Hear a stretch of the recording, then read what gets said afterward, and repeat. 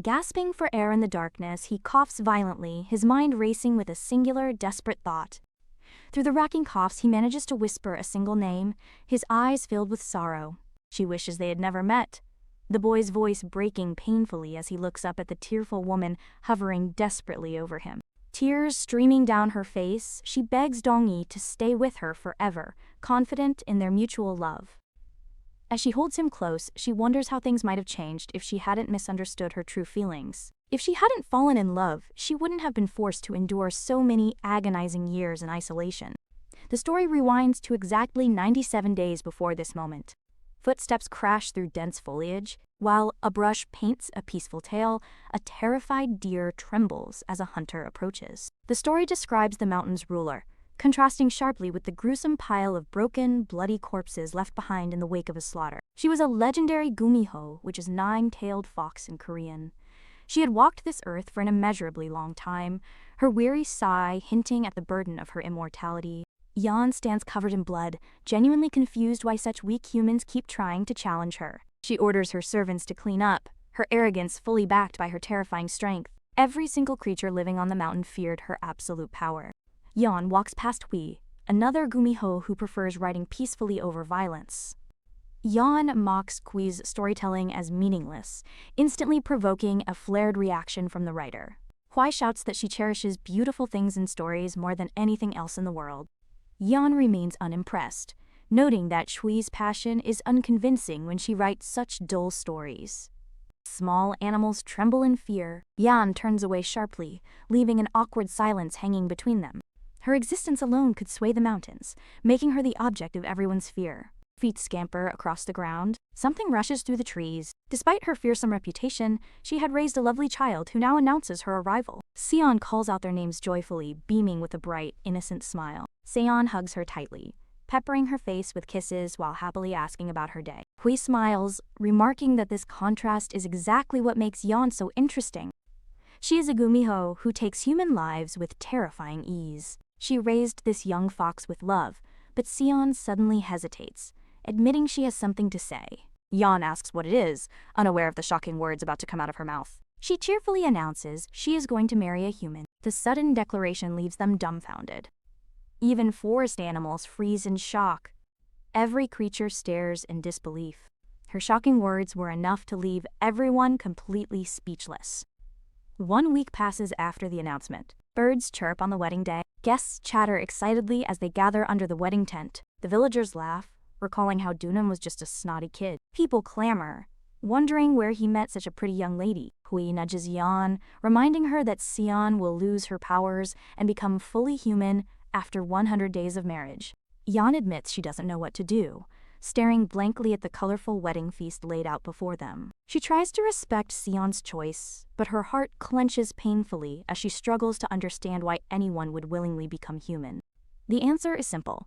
She wants to grow old alongside the person she loves more than anything else. As the couple stands before the ceremonial table, Yeon questions the very concept driving this union. For a gumiho, love is a dangerous path. History dictates that such love always ends in a terrible, tragic fate. Watching them, Yeon is certain that Seon's love story will suffer the same doomed ending as all the others. Her pupil shifts into a predatory slit as she decides she cannot stand by and watch. She must kill the groom immediately. She squeezes her robes, reasoning that eliminating the man will solve everything, but Seon suddenly spots her amidst the crowd. She beams with pure joy the moment their eyes meet, her smile radiant and full of warmth. Yeon flinches in surprise. Hui realizes they've been spotted, noting that the bride's attention has shifted directly to them. Yeon stares at her beaming face, unable to comprehend why she looks so incredibly happy. Seeing that overwhelming joy, Yeon feels her resolve crumble, realizing she cannot destroy this moment. She accepts that she has no choice but to support her beloved child's decision. Seon's happiness matters more to her than anything else, even her own deep-seated hatred. A bustling village comes into view. Walking through the crowded market, Yeon regrets not noticing Seon's fascination with humans much sooner. She wonders if Seon hid her feelings to protect her, until a sight distracts her. Yeon drops coins into a beggar's bowl, admitting she still cannot truly understand Seon's decision. Becoming human means sacrificing a gumiho's immense strength, leaving them completely vulnerable. They lose their magical essence and the ability to practice sorcery. Worst of all, they forfeit their ageless bodies and the gift of immortality. She questions why Sion would give all that up for humans, who are mere snacks to them. She knows the answer is love, specifically the desire to grow old with a partner. Looking at a beggar, she scoffs at the idea of aging among such lowly, selfish beings. She finds the human race pathetic, wondering what Sion could possibly see in them. Nearby, a worker scolds Mr. Kim for stacking boxes too high, warning him about the danger. The argument turns into disaster as the unstable stack wobbles and crashes down toward Yeon. She considers the harsh reality. A human life lasts barely a century, meaning their time together is likely even shorter. She waves dismissively, deciding that sacrificing everything for such a fleeting moment isn't worth it. Just as she mocks love, someone suddenly grabs her before the heavy boxes crash down. Screams erupt from the crowd as onlookers panic, wondering if someone was crushed underneath. Despite a gumiho's natural tendency to inflict harm upon humans, there is a strict, unbreakable code that governs their actions whenever they find themselves indebted to someone in any way. This ancient rule obligates them to repay their debt, serving the person who saved them until that individual is completely and utterly satisfied with the repayment offered for their kindness. Back in the present, a man scolds his clumsy worker for the accident, his angry words echoing through the market. The man who saved her stands up, having just performed what the gumiho considers a worthless act of kindness. The workers rush over, apologizing profusely and asking if she's hurt. But Yeon just sighs with annoyance. The clumsy worker apologizes to his companion, Dong-yi, while the other man whispers about the trouble they'd face. Before Dong-yi can react to his co-worker, Yeon tugs his sleeve, assuring him that she's fine. Having overheard his name, she turns to him with a sudden intensity, confirming his name is Dong-yi. Bound by the ancient laws of her kind, Yeon looks at him with unwavering seriousness, declaring that she shall repay him for his help and asking him to name his desire. Dong-yi seems taken aback by her formal declaration, insisting he didn't expect anything in return before slipping away. The clumsy worker and his boss bow deeply, offering their most sincere apologies for the near disaster. Yeon glances back at Dong-yi, finding it strange that a human would refuse such a generous offer. She shrugs it off, figuring it's fine since he was the one who refused, but a strange tickle begins. A strange force thunders through the forest. Back at the estate, Yeon suddenly clutches her chest, crying out that it feels like bugs are crawling inside her. Her companion immediately understands the sensation, asking if she is indebted to a human, explaining the feeling won't stop until the debt is paid. Her companion teases her, asking if it's her first time, but Yeon scoffs at the idea of ever needing help from a human. The annoying sensation continues, causing Yeon to thump her chest in frustration while her companion bursts into laughter. Yeon angrily insists that the man said he didn't want anything, questioning why this is still happening to her. Her companion simply asks what can be done, as they are both bound by the strict rules of their existence, while Yeon kicks a tree in frustration. Wai tries to cheer her up, suggesting she can now see Sion every time she goes to the village. Yeon flatly states she has no plans to see Sion anymore, leaving her companion completely shocked by the declaration. Yeon reasons that Sion left to become human, questioning what good could possibly come from a gumiho visiting her, though her sad expression betrays her own longing. She rationalizes that since she can't see Sion after she becomes human, it's better to start the separation now. Yeon admits she might get the urge to kill Sion's husband, a twist her companion finds delightfully original. Annoyed, Yeon questions what's so nice about her murderous impulse, insisting she won't do anything that will ultimately make Sion sad. The tickling sensation intensifies as she tries to suppress her violent thoughts for Sion's sake, but the gumiho's curse is relentless. Finally, Yeon gives in to the unbearable sensation, screaming in frustration while her companion simply laughs at her predicament. Her companion urges her to hurry up and repay the man, confidently stating that the process will be quick since no human is without greed, a fact she seems to relish. She adds that it's bad manners to show up empty-handed, so Yeon should be sure to take something with her. Taking her companion's advice, Yeon approaches Dong-yi, who looks up from his painting, surprised to see her there. He asks how she found him and what brings her here, clearly not expecting her visit at all. Yeon explains that she wanted to repay him for what happened the other day, leaving him completely stunned. He assumes she's a noble, finding it hard to just say thank you, and politely insists she doesn't need to worry. Yeon insists on repaying him, but Dong-yi, sensing her discomfort, kindly offers a compromise, saying he will take the flowers as repayment if it bothers her that much. With a bright smile, he accepts the flowers and wishes her well, and Yan immediately turns and walks away. As she leaves, she wonders if her debt is settled, realizing she forgot to give him the snack she brought. To her dismay, the cursed tickling sensation returns, proving that the simple gift of flowers was not enough. She curses in frustration. The very next day, Yeon finds herself back at his home, this time with a new bouquet of flowers.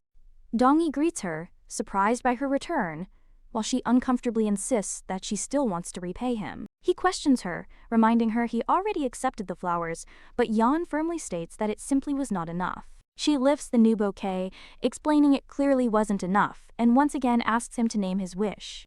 He accepts the flowers with a beaming smile, privately thinking it must be hard for her to just say thank you. Seeing she won't be deterred, he invites her to come in for a break, an offer she hesitantly accepts. Inside, she observes him working on a painting and asks if he likes to paint. Her curiosity piqued. He smiles and clarifies that he works as a professional painter, a revelation which seems to surprise Yeon. After a moment of silence, he awkwardly offers her an apple from the fallen crates, but she flinches away. She sniffs the air, detecting a strange scent emanating from him, a smell that is unfamiliar and unsettling to her. He notices her strange behavior and asks if something is bothering her, but she quickly turns away, dismissing it as nothing.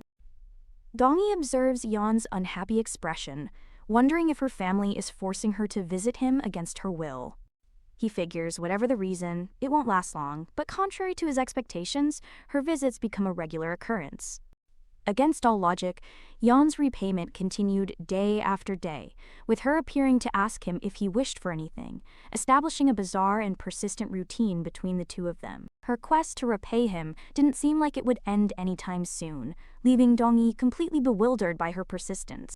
He internally questions what she could possibly be sorry for, wondering why she relentlessly keeps asking him what he wants. His anxiety spirals as he fears getting punished for saying the wrong thing to a noble, a constant pressure that is driving him mad. But he wasn't the only one suffering. Although Dong-yi did eventually start responding to Yeon's questions with things he wished for, it didn't solve the problem. He would often say he didn't want anything, before reluctantly asking for the small gifts that she brought with her. Other times, he would simply crave an apple, his requests always being humble and easily fulfilled, much to Yeon's confusion. Whether it was crispy rice or another simple snack, every single one of his requests was small and insignificant, never enough to satisfy the debt, forcing her to return the next day.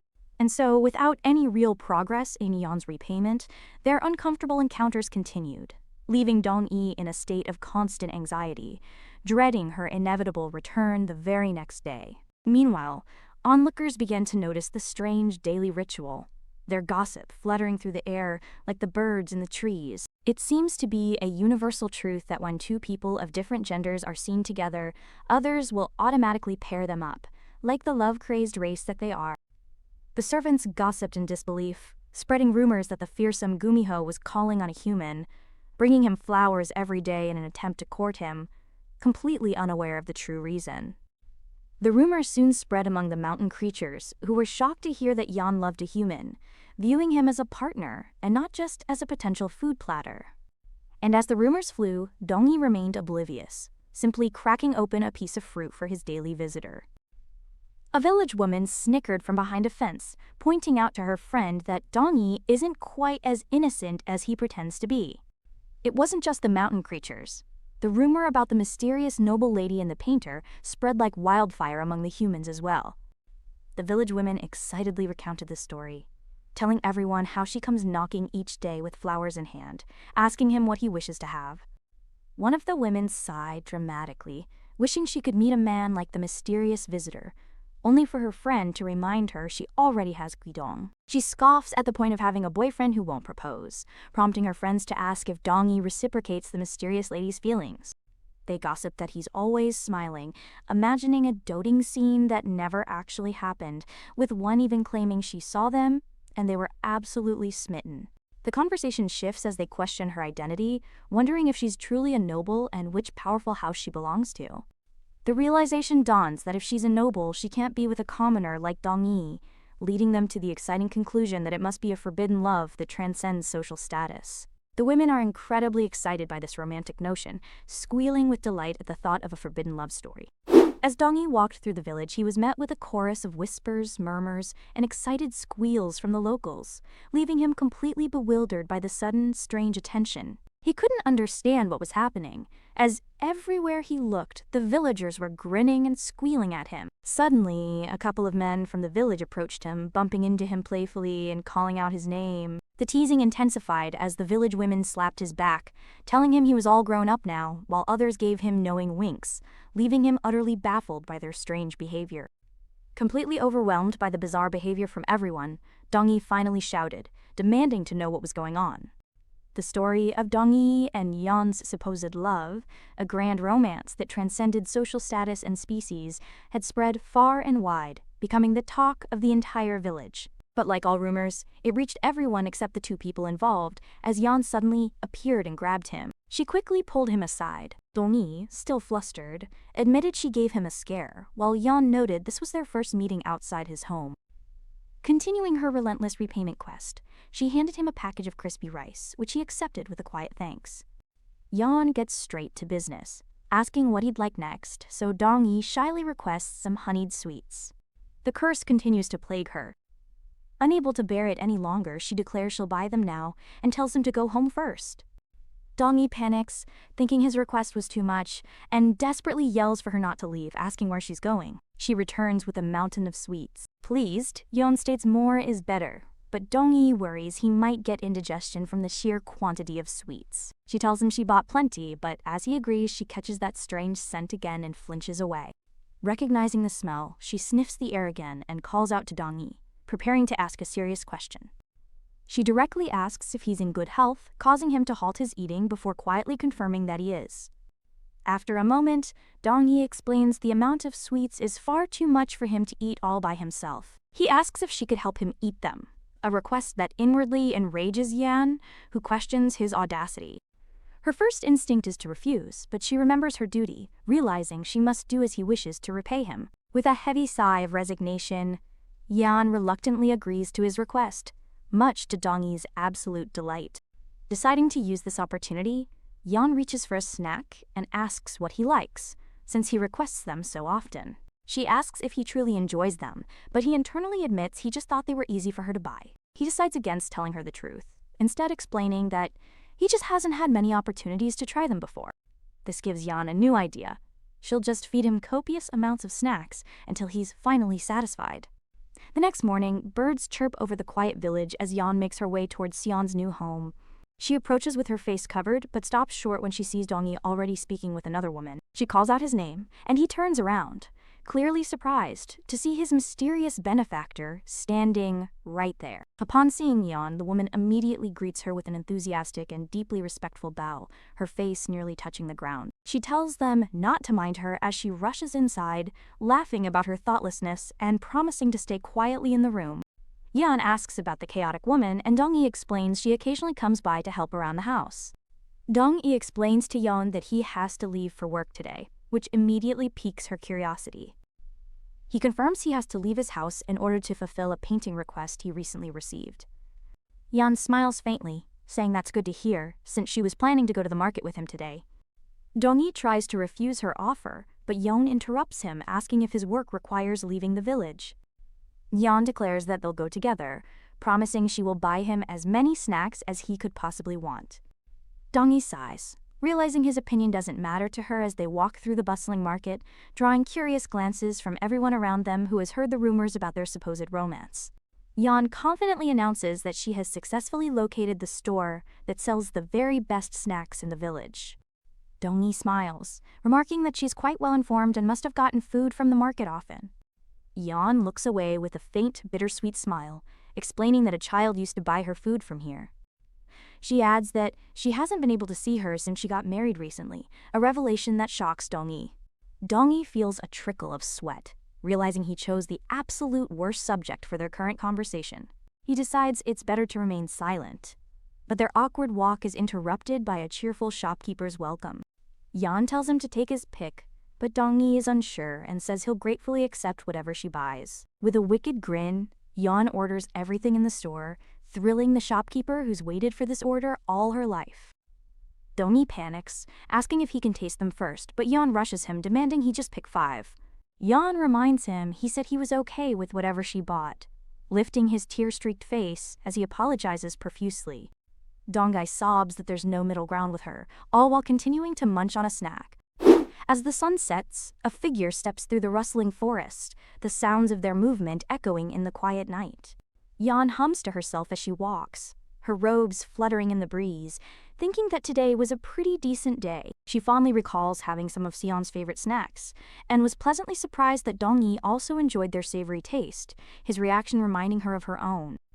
A small smile appears on her lips, as she admits that she's never had positive feelings for a human before, recalling Dongyi's comical frustration with a hint of amusement. She concludes that he's a pretty funny person, and with the cursed tickling feeling finally subsiding, she feels a renewed sense of hope that she'll finish her repayment very soon. She briefly wonders if she should still go see him when she's bored, even after her debt is finally paid. Arriving back at the mountain estate, surrounded by glowing fireflies, Yeon calls out to Hwai, happily announcing her return.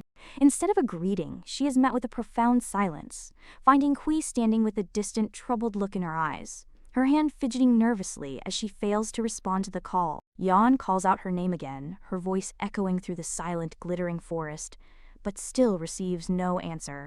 Hui stares into the distance, her mind racing with worry, recalling Sion said she wasn't going out today, leading to a terrifying conclusion. Something must have happened to her. Shuai tries to reassure herself, believing Sion knows how to look after herself and won't get into any big trouble. But a deep, unsettling feeling takes root, her heart thumping with anxiety as she begins to run through the dark forest. The terrifying thought of what if consumes her, her face contorting in fear as she imagines the worst possible outcomes. She's tormented by the possibility that she might never be able to see Sion again, a fear that drives her forward. She whips around fast. Yeon stands at the edge of the forest, her expression grim as she waits for Shui to return. Hai finally returns, tears streaming down her face as she calls out Yeo's name, her voice filled with despair. A new, unfamiliar voice calls out her name, its owner's eyes glowing with a sinister green light in the darkness. Yeon strides past the distraught Hui, announcing her presence to the unseen figure while a strange creature yawns nearby. The creature begins to ask if something fun happened, but stops short as it notices the single tear in Yeon's eye. The scene cuts to Sion's husband, who is panting heavily from exertion, his face pale and covered in sweat as he stands before a massive, dark, multi-tailed fox in the glowing forest. Wai rushes to Yeon's side, who has transformed into her fox form, anxiously asking if she's okay and can breathe. Yeon sinks weakly against her own tails, assuring Che that she's okay and was just a bit surprised. The strange creature decides to change the subject, casually asking Yeon about her repayment and if she has finished it yet. Yeon continues to breathe heavily, her face pale and strained as she clutches at the fur of the creature, still recovering from whatever just happened to her in the forest. With a sigh, Yeon sits up, explaining she hasn't finished yet but believes she'll be able to soon.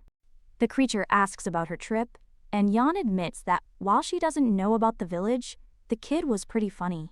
Completely stunned, the creature points out this is the first time it's ever heard her speak nicely about a human. While gently rubbing the creature's fur, Yeon explains that he's a young painter, and she doesn't believe he's greedy because all of his wishes have been small and insignificant. She adds that he's also very conscious of others, sighing softly as she strokes the creature's back. The creature licks her face, asking if she feels better now, and Yeon confirms with a slight smile that she's fine. Eagerly, the creature asks Sui to tell it more about the human, finding the whole story incredibly entertaining to listen to. Yeon adds another detail, mentioning that Dongyi has a strange smell, something she wasn't quite sure of at first, but has now confirmed. She explains that on the surface, he appears to be perfectly young and healthy, giving no outward sign of any ailment. Dongyi walks home with a package, his expression somber as he moves through the quiet, empty streets of the village. He finally arrives back at his humble home, standing alone for a moment under the vast, star-filled night sky, the village silent around him. But Yeon's sharp Gumiho senses detected the chilling truth hidden beneath his healthy facade. He smelled like half a corpse, a scent of death clinging to him. This hidden affliction explains his somber mood and the strange aura of melancholy that seems to follow him everywhere he goes. The scene shifts to a room inside his house, revealing a wall completely covered in countless yellow talismans, each one inscribed with intricate red characters meant to ward off evil or suppress a curse. The woman who helps around the house turns, her eyes wide with concern, noticing the number of talismans has increased. The woman brushes a talisman, finding the sheer number of them a bit eerie, just as Dong-yi announces his return. Startled by his sudden appearance, the auntie quickly snatches a talisman from the wall while welcoming him back home. Dong-yi thanks her for her help and asks if anything unusual happened, to which she nervously replies it was the same as always. He expresses his relief, and she reassures him that the deities must be watching over him because of his great devotion. She remarks on his devotion, revealing the talismans are for his sick mother, who lies unconscious in bed while Dong-yi watches over her with a heavy heart, his love evident in his sorrowful gaze. The auntie points to a new talisman, asking about its purpose. Dong-yi explains it hides a person from things that can cause harm. Dong-yi grows uneasy as she asks if he means evil creatures, but their conversation is cut short when she is suddenly called out to. Her family appears at the door, having come to pick her up because she was running late from her visit with Dong-yi. The daughter immediately turns on Dong-yi, angrily blaming him for her mother's troubles. Dong-yi can only apologize meekly before the auntie quickly intervenes, scolding her daughter for raising her voice at him so disrespectfully. The auntie tells Dong-yi to ignore her daughter's outburst as she prepares to leave, and he quietly wishes her a safe journey home. The daughter storms off with her mother, leaving Dong-yi to watch them go in stunned silence after the outburst. After the family's abrupt departure, Dong-yi turns and quietly enters his dark and lonely home, the weight of the day's events settling upon him. From a distance, another person watches the family walk away, sarcastically remarking on what a happy family they seem to be. As they walk through the quiet village, the father calls out to his daughter Sunbok, urging her to wait for them. Her father asks why she's so angry, but Sunbok quickly denies it, her scowl clearly contradicting her words. Her father presses further, reminding her that she used to like Dong-yi, causing her to flush red and deny it. She tries to justify her past interest, admitting she only thought he was built nicely and looked fine, but her flustered excuses only reveal her true feelings about the handsome painter. She shrieks that she never liked someone who's nice to every other girl, running off while her parents beg her to keep her voice down before she wakes the entire village. The commotion startles someone from a nearby house, who pops his head out, revealing himself to be Seon's husband, Do-nam.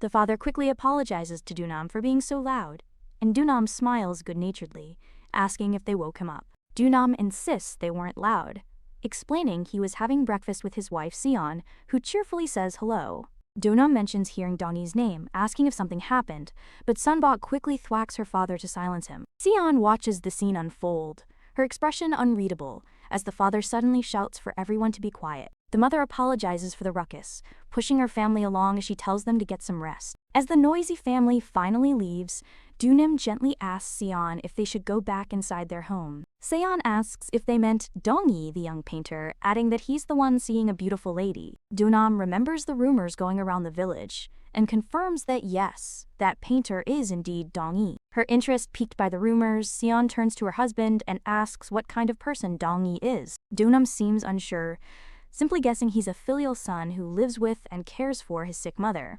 Ultimately, Do-nam shrugs and admits that he actually doesn't know anything about him, leaving Seon surprised. Do-nam explains he doesn't know much about Dong-yi, as he's very private, but Seon presses for more details.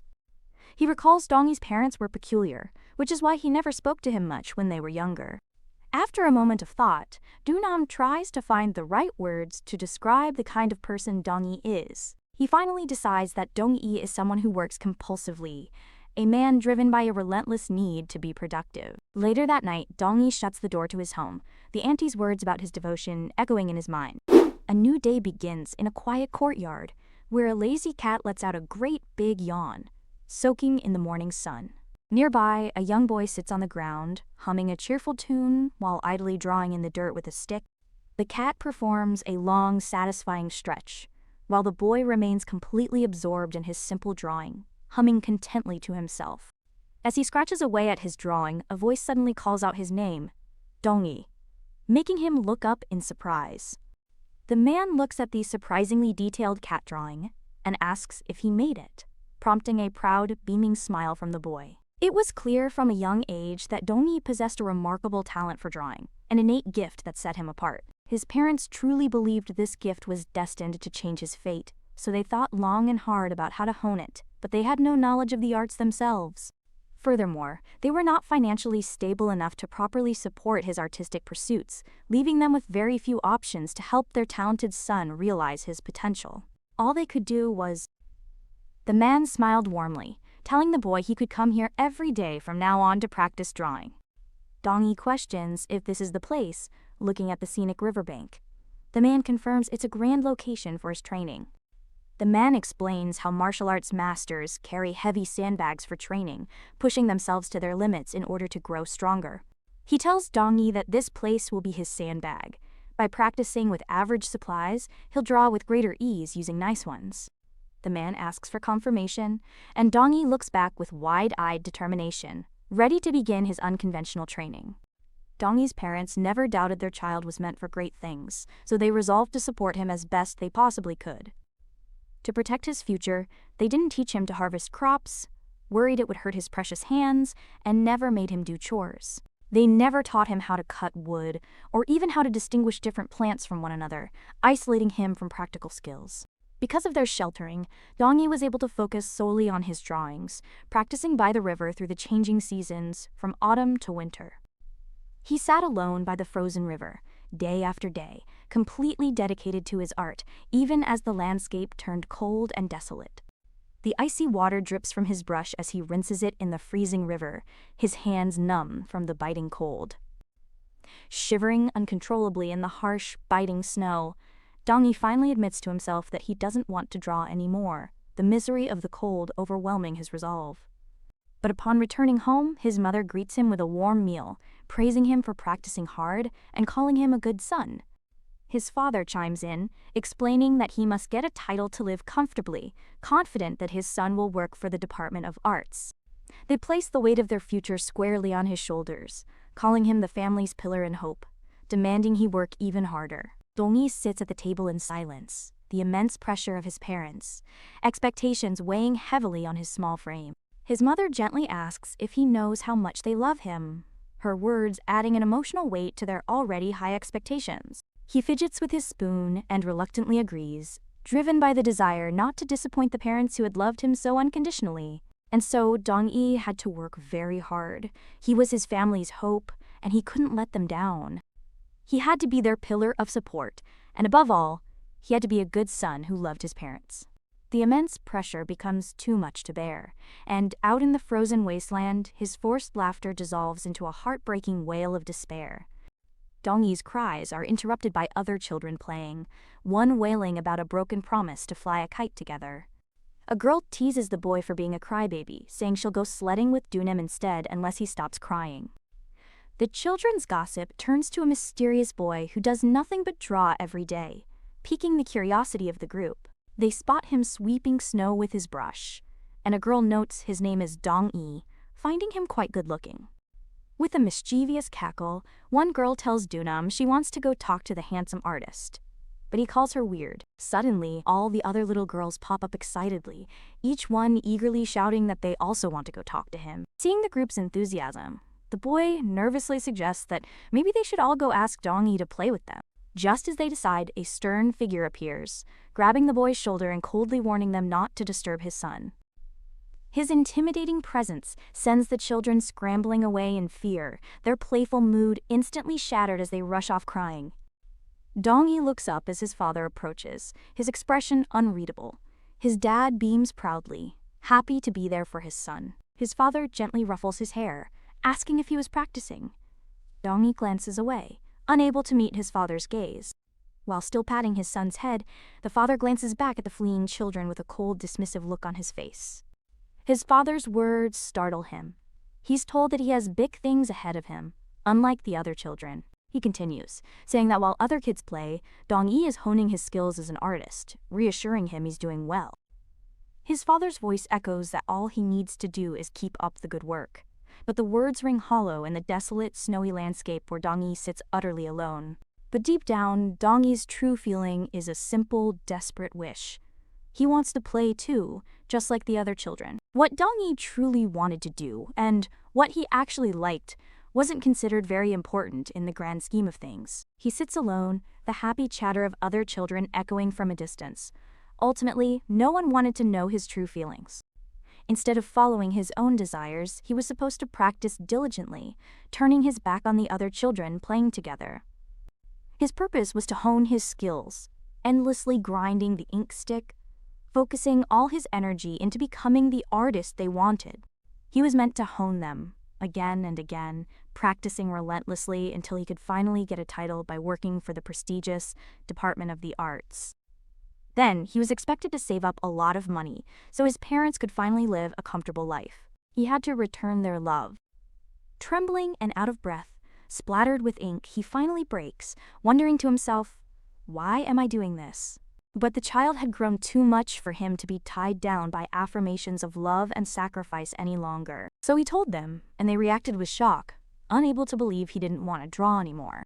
His father furiously asks if he knows what they went through for him, questioning what they'll do if he gives up now. He yells at Dong-yi, demanding to know if he even understands how much money his art supplies actually cost. He presses on, asking if Dong-yi knows how hard it is to buy supplies, insisting they're doing everything for his future.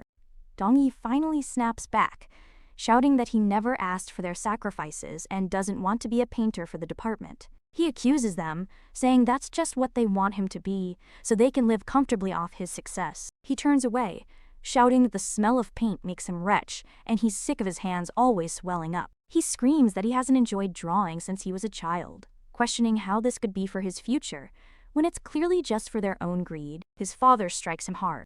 His father grabs him, furiously demanding who he thinks he's doing this for and what else he can possibly do.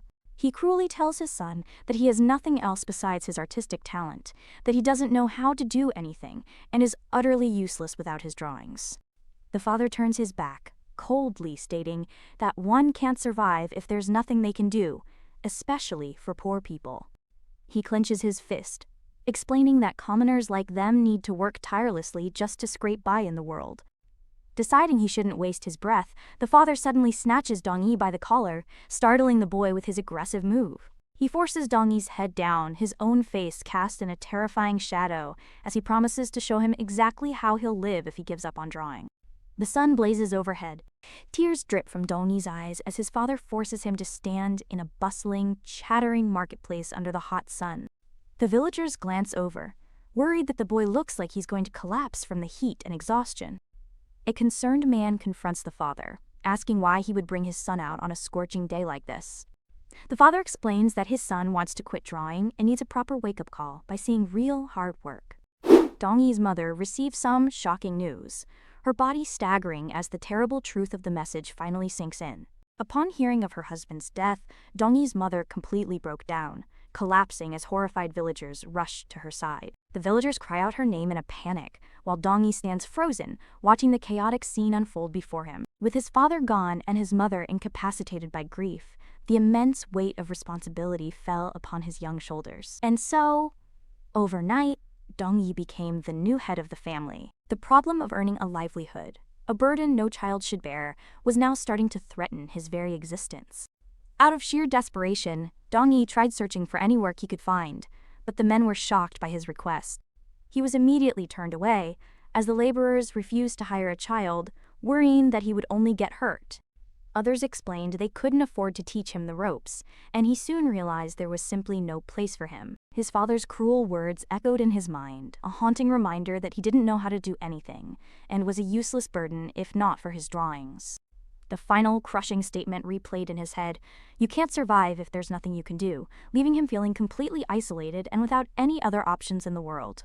What ended up becoming his father's last words continued to circle inside his mind, a constant tormenting refrain. What else do you have if it isn't for your artistic talent? It was a truth he didn't want to admit, but his current desperate situation only seemed to prove his father right. He returned to the bustling marketplace, the sounds of chatter and chirping birds filling the air as he sought a solution. He approached a shopkeeper, who recognized him and asked if he was there looking for work again, a hint of pity in his voice. Dong-yi pleaded that he would do anything asked of him, but the man sighed, saying he was only speaking out of genuine concern. The shopkeeper then offered a simple yet profound suggestion. Why not try to sell some of his paintings instead? Following the man's advice, he found that his paintings actually sold at a reasonably high price, providing a sudden glimmer of hope. But even this success was tainted by his father's words, reminding him he had no other talents and knew how to do nothing else. He was a useless piece of sh*t without his drawings. This reality only proved his father was right all along. There was no other way for him to make ends meet. He sat by his mother's bedside, reflecting that he thought he could take on other work, but no one would hire him, and it didn't pay as much anyway. He realized selling a 5-hour painting was more profitable than a week of labor. With a choice so clear, there was nothing left to consider as he sat up in bed. His mother groans weakly, and he rushes to her side, telling her he'll bring some food now that she's awake. But even with the most profitable choice of work, his financial struggles were far from over. After paying for his living expenses, material costs, and his mother's expensive medication, there was absolutely nothing left of his earnings. Without a moment to spare for his own desires, Dong-yi focused solely on survival with a grim look of determination. The grand wish his parents had for him to pass the state examination was now completely out of the question. He looks at the home he struggles to maintain, letting out a heavy sigh under the weight of his many burdens. His mind races with worries. They're running out of rice, he has to pay overdue medication fees, buy more parchment, and prepare for winter. He runs his hands through his hair in frustration, realizing he's already put so much on tab that they probably won't give him a pass anymore. While he's tormented by his thoughts, the cheerful laughter of a girl outside his window pierces through the silence, a stark contrast to his misery. The cheerful squeals from outside his window seem to mock his silent suffering, highlighting the simple, joyful life he can't have. He looks up, his face a mask of profound sorrow and despair, with tears welling in his eyes as the weight of his hopeless situation completely crushes him. A single tear drips from his eye, the small sound echoing in the silence before he completely breaks down, burying his face in his hands, overwhelmed by his grief and helplessness. He collapses onto the floor, his body racked with sobs as he tries and fails to stifle the sounds of his own crying. He sits by his mother's bedside, his shoulders shaking as he sobs, calling out to the one person he is fighting for. He clutches his small money pouch, admitting he can't take the pressure anymore. There's so little he can do, yet so many things demand his immediate attention. Every time he thinks of himself as incompetent and confirms that art is the only thing he can do, he feels like his father was right all along.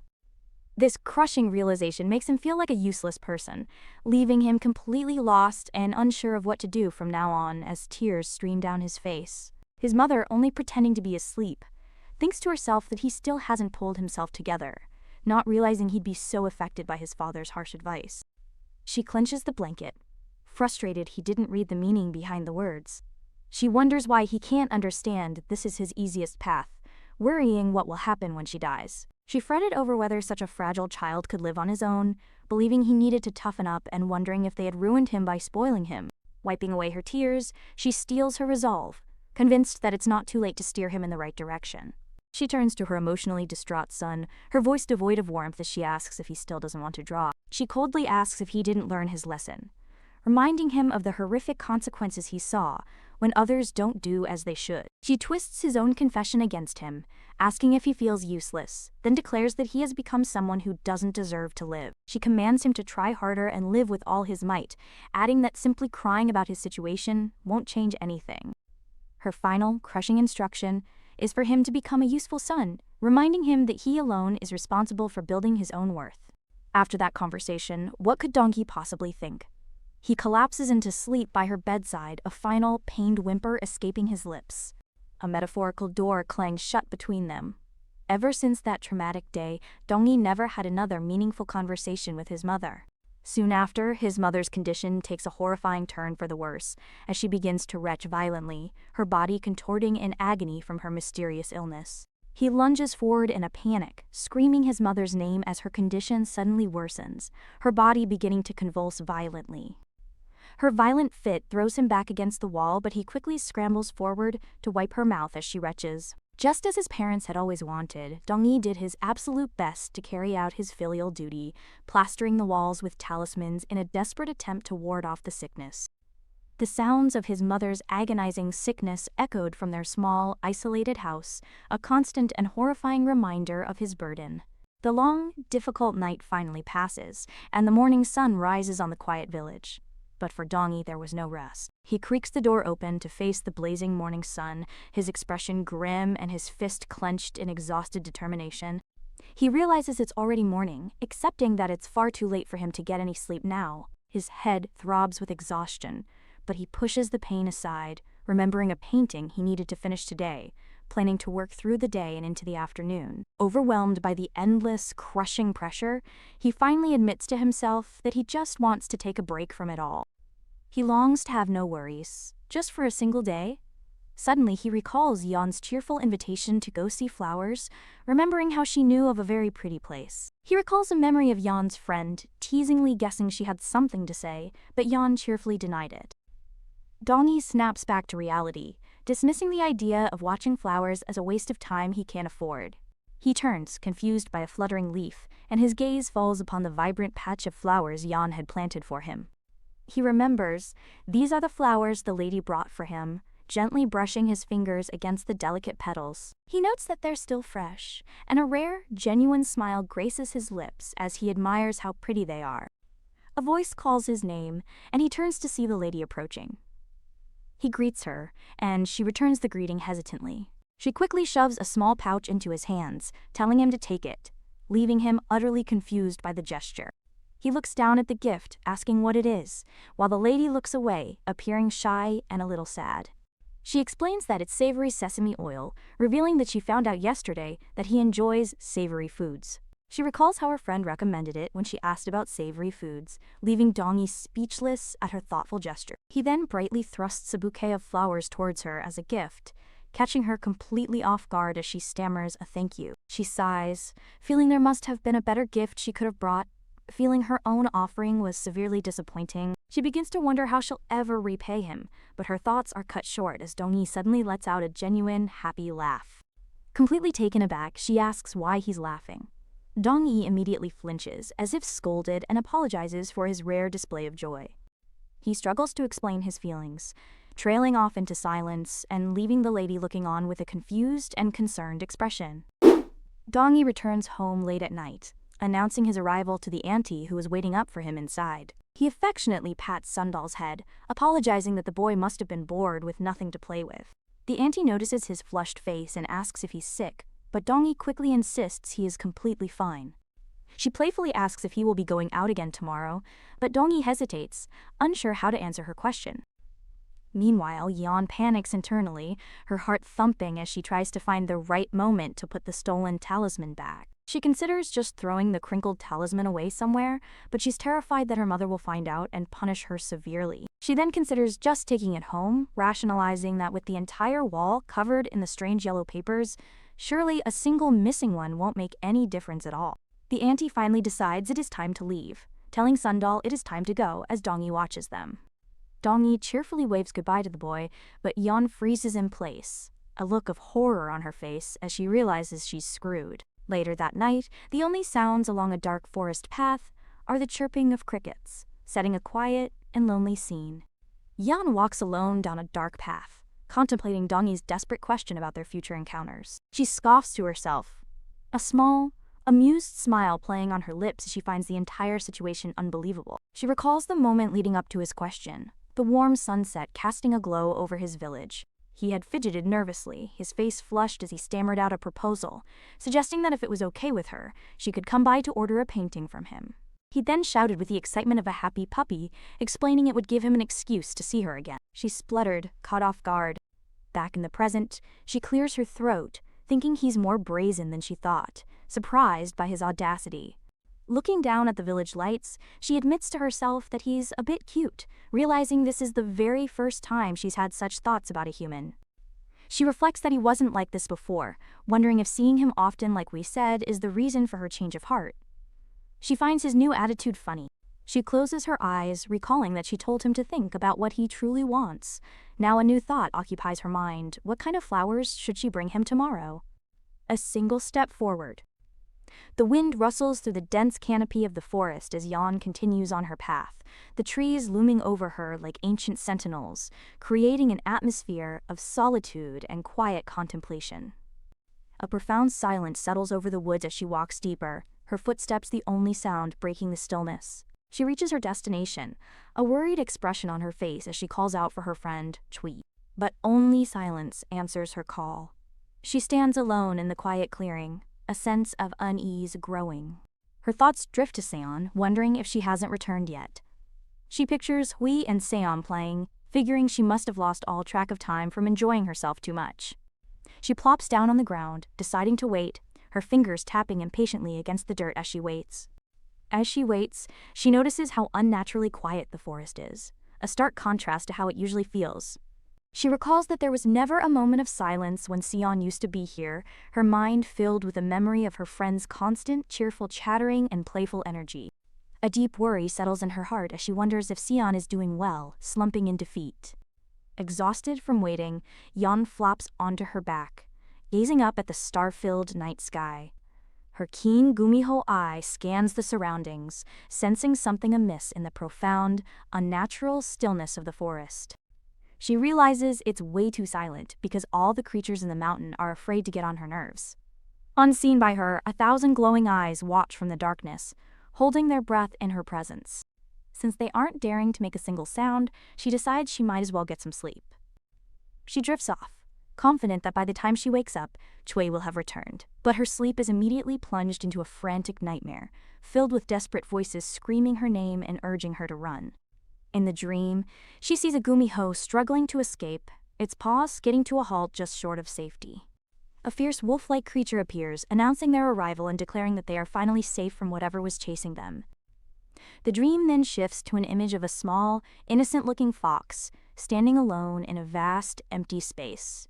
But the peaceful image is violently shattered in the next instant, replaced by the gruesome sight of the same small fox, now lying dead and mutilated in a massive pool of its own blood. The horrific vision jolts her awake, her eyes snapping open as she gasps, the nightmare's brutality still fresh in her mind. She flinches back to reality, finding herself still alone in the now unsettlingly quiet forest, the dream feeling disturbingly real. In her dream, a mysterious woman's voice echoes, condescendingly telling Yeon that she seems to have forgotten her place in the world, leaving her utterly bewildered by the sudden accusation. The dream shifts to a bloody confrontation where a wounded Yeon pants for breath, defiantly telling the other woman to shut up, as she is simply avenging In's death.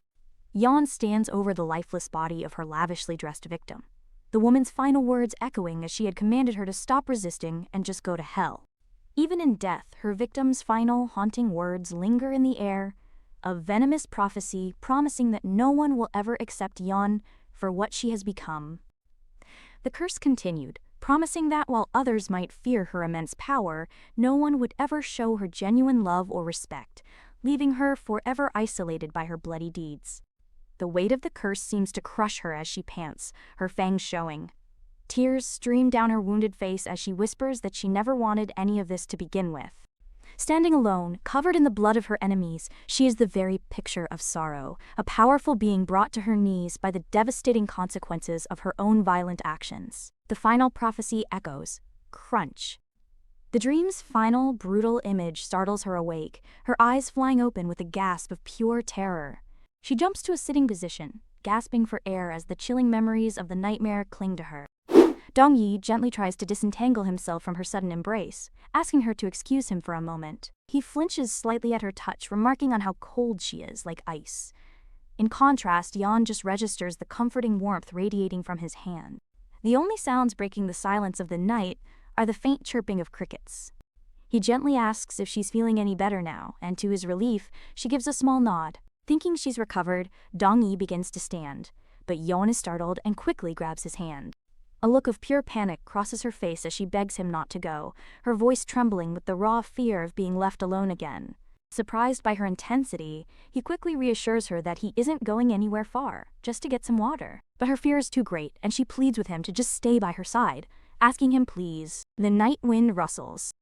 He relents, sitting back down beside her in the quiet night. His expression is unreadable, a mix of concern for her and confusion over the situation. As he idly twiddles her fingers, he quietly mentions that it's getting late, breaking the prolonged silence between them. Dong-yi glances over at Yeon, wondering if she's feeling better now that her hands are nice and toasty from his warmth. He decides to gently probe for information, turning to her and asking if she could tell him what happened to upset her. She avoids the question, brushing it off by saying it was nothing much, but his expression shows he understands there's more to it. Instead of explaining, Yeon changes the subject, remarking with a small smile that it looks like she is in his debt yet again. He then asks if she's given any thought to his previous question, which leaves her looking completely baffled. With a knowing smile, she clarifies her question, asking him if he has finally figured out what it is that he truly wants. Her direct question completely flusters him, causing his face to flush a deep red as he starts coughing awkwardly. The playful mood evaporates as they stare intently at one another, the air crackling with a sudden and serious tension that wasn't there before. Suddenly, she bolts upright, her eyes wide with alarm as she wonders what this strange new sensation is. Dong-ya watches with concern as Yeon suddenly sits bolt upright, her gaze fixed on something he can't see. He begins to explain his past, starting with the difficult time when his mother first became bedridden and couldn't work. He recalls how the people in the village took pity on his situation and helped him out in many ways. The scene flashes back to the bustling village marketplace, where various shops and stalls line the busy street, setting the stage for a fateful encounter from his past. A finely dressed nobleman stops to admire a particular painting. A striking piece featuring dark, gnarled branches, contrasted with vibrant red blossoms that catch his eye. Intrigued, he expresses his sudden curiosity about the artist, wondering aloud what kind of person could have painted such a compelling piece. The shopkeeper respectfully informs the lord that the beautiful painting was created by a child named Dong-yi, which surprises the nobleman. The man explains that Dong-yi is a child of great filial virtue, who sells his art to support his sick mother. From a distance, a young Dong-yi watches as the shopkeeper continues to speak with the wealthy nobleman, discussing his art and circumstances. Back in the present, he concludes his story with a bitter realization. That painting was sold at a higher price because of his misfortunes. He holds the bag of money, admitting that while their pity helped him survive, it came at a great cost. He acknowledges that on the surface, the financial support was something he should have been grateful for. But the memory of people's pitying whispers and looks makes him flinch, a painful reaction to being seen as nothing more than a tragic story. Yeon looks at him with deep concern, sensing the pain behind his story, while he looks away, lost in the unpleasant memories. Sensing his distress, Yeon quickly gets up, offering to bring out some food to break the heavy atmosphere. He gently refuses her offer, standing up as well and stating that he will take his leave since it's getting late. She apologizes for her earlier behavior and tells him he doesn't need to see her out as she turns to leave. As she walks away, Dong-ah is left standing alone, his hand clenching tightly as a wave of frustration and unresolved emotion washes over him. His internal monologue reveals his deepest conviction. No matter how much he was struggling, he never wanted to sell his misfortunes for a living. He reflects that while some might say he hasn't suffered enough, every time he encounters someone who shows him pity, it feels utterly unbearable. He confesses that the feeling of being pitied makes him want to die from the sheer embarrassment and shame. His thoughts shift back to Yeon, worrying if she'll be okay. He recalls that she didn't look well at all when she left. He regrets his decision, thinking he should have insisted on taking her home, but his foot bumps into something under the covers. A sudden chill runs down his spine. He calls out to his mother, a sense of unease growing as he reaches out to brush her foot. His hand recoils with a thud. He realizes her foot is unnaturally hard and completely cold to the touch. His mind races as he falters, realizing with growing dread that something feels terribly, terribly different about her. His body begins to tremble uncontrollably as he covers his mouth, trying to stifle a scream while a strange dark substance seeps from between his fingers. He gasps for air, his eyes wide with pure terror, before his body gives out and he collapses onto the bed. He lets out a defeated sigh, his hands clutching his head as a dull, rhythmic thumping begins to echo in his mind, signaling a deep, overwhelming despair. Hwai leads Yeon to her home, a quiet and unassuming residence under a clear blue sky. Inside, Shore assures her they can speak freely, as her husband won't be back until dinner time. An awkward silence fills the room as Wee busies herself, leaving Yeon to wonder why she was brought here. Yeon finally breaks the silence, putting a hand on her friend's shoulder and asking what she wants to say. Hwai apologizes, explaining there were so many things to discuss she wasn't sure where to begin. Yeon waits patiently, sensing her friend knows exactly what needs to be said despite her hesitation. Finally, Hui turns to her, her expression somber as she offers a heartfelt and direct apology to Yan. She admits she shouldn't have made the monumental decision to get married without consulting Yan first. Hui explains her fear, knowing Yan never approved of a gumiho becoming human, so she assumed she'd oppose the marriage. She spins around with a radiant smile, confessing how incredibly happy she was to see Yan at her wedding because, to her, Yan is like a parent. Hui clutches Yan's hands, her voice filled with emotion. She apologizes for telling her so late and sincerely thanks her for looking after her all this time. She apologizes for leaving her like this, especially since she knows how much Yan hates being alone. Yan's voice is quiet but firm as she cuts through the apologies with one important question. Are you happy now? The question catches Hui completely off guard, and tears immediately well up in her eyes. Through her tears, Chui gives a choked but definite answer, confirming that yes, she is truly happy. With that emotional confirmation, the two friends share a heartfelt embrace, finally closing the painful distance between them. As Hui continues to sob, Yan gently asks what she will tell her husband when he asks why she was crying. Hui says she'll just claim she heard a sad story. Yan teases her, recalling how she was always quick to cry, even remembering a silly moment from their past. Hui sniffles, admitting she can't help it. Then Yan grabs her, saying, "While we're on the topic of stories?" With a mischievous glint, Hui confronts Yan, exclaiming she heard a rumor that Yan has fallen for a human in the village. Hui presses her, asking if it's a false rumor, exclaiming there's no way Yan would love a human. Yan just sighs, looking uncomfortable. Yan explains there's a guy she sees daily for repayment, but the story got twisted. Shui is shocked, exclaiming that repayment is also surprising news. Shui reflects on the false rumors about Yan that circulated among mountain creatures, assuming the human realm was similar. She brings up ridiculous rumors, like the one where Yan was conceived by a human and a gumiho, which Yan Riley confirms people said. Hui continues, mentioning the most preposterous rumor, that Yan was once a weak gumiho who became strong after eating her own twin, which makes no sense. Yan scoffs, her voice turning cold and sharp as she reminds Hui that she has been told numerous times never to bring that story up. The sudden shift in her demeanor is terrifying, her eyes filled with a chilling anger that silences Hui instantly. A chill fills the air as Hui quickly apologizes, her hand slipping away as the entire room freezes in a tense silence. Yeon pouts, clearly still annoyed by the topic.